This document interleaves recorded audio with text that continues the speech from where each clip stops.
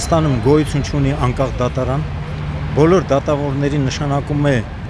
գործող իշխանությունները եւ նրանք կատարում են գործող իշխանությունների ապօրինի պահանջները։ Ավետիք Չալաբյանին ապօրինի շինծ ու քրեական գործ են հարուցել նրա վրա եւ ապօրինաբար կալանավորել են։ Բացի Ավետիք Չալաբյանից Հայաստանում երևի մի քանի 100 այդպիսի ապօրինի կալանավորվածներ են։ Բերդերում կալանավայրերում բազմաթիվ մեր քաղաքացիներ ապօրինաբար կալանավորվել են գործող իշխանության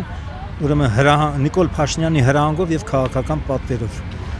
Հայաստանում կլինի արդարադատություն, իրական արդարադատություն միայն այն դեպքում, երբ որ մենք հեռացնենք այս գործող ապազգային թրքամետ իշխանություններին։ Իսկ դրա հնարավորությունները կարող են լինել հոկտեմբեր ամսին տեղական ինքնակառավարման մարմինների ընտրությունների ժամանակ։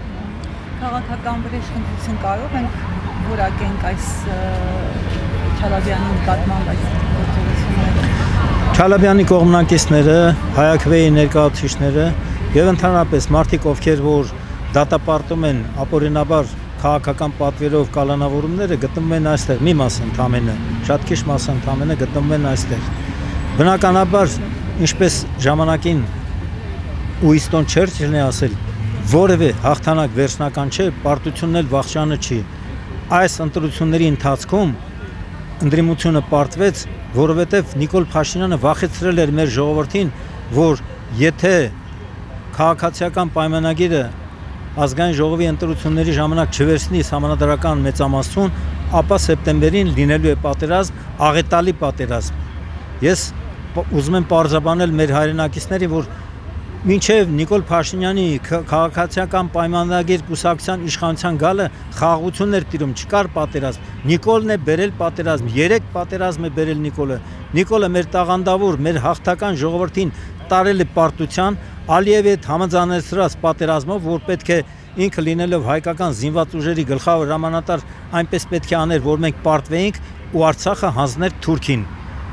Արցախը հանձնել է Ադրբեջանին, հիմա էլ հայտարարում է, որ Արցախը վերադարձնելով Ադրբեջանին մենք ավելացրեցինք Հայաստանի ինքնիշխանությունը։ Ես կոպիտ բառով եմ արտահայտում, Նիկոլ Փաշինյանը ղալլաթ է արել։ Մեր ինքնիշխանությունը մենք չենք բարձրացրել, ընդհակառակը Հայաստանը դարձել է շատ ավելի թույլ եւ շատ ավելի խոցելի։ Բոլոր մեր սահմանները, եւ արևմտյան սահմանները, եւ արևելյան սահմանները գտնվում են կրակի տակ։ Նախիջևանի կողմից արևմտյան սահմանները, արևելյան սահմանները Աշոտսկից մինչև Սյունիք գտնվում են կրակի տակ, ու Նիկոլը դեռ բազմաթիվ պահանջներ է դրել Փաշինյանի առաջ։ Անկլավների վերադարձ, այսպես կոչված անկլավների, թրիփի ճանապարհ, որտեղ Ալիևը հայտարարում է մեր ուրեմն բեռնափոխադրումները եւ ուղևորափոխադրումները այդ ճանապարհով Զանգեզուրի միջանցքով, այսպես կոչված, իրականացնելու ժամանակ որևէ հայ զինվորի, որևէ սահմանապահի կամ որևէ հայ մաքսային ծառայողի մենք չպետք է տեսնենք։ Այսինքն իրանք օտարում են մեզանից Մեղրիի տարածաշրջանը, նման նպատակ ունեն։ Այնպես որ անընդհատ որ տարփողում են, խաղաղություն ենք բերել, խաղաղություն ենք բերել, որևէ խաղաղության պայմանագիր էլ 2005 թվականի օգոստոսին Վաշինգտոնում հաստատված չի։ Ընդհանրապես նախաստորագրված է մի փաստաթուղթ, որը որևէ իրավական ուժ չունի, քանի որ նորից եմ շեշտում, Ալիևը բազմաթիվ պահանջներ է դնում։ Սևանի արևելյան ափն են ուզում, քաղցրահամ ջրի նրանք կարիք ունեն, որ Սևանից ջուր տանեն։ Մեր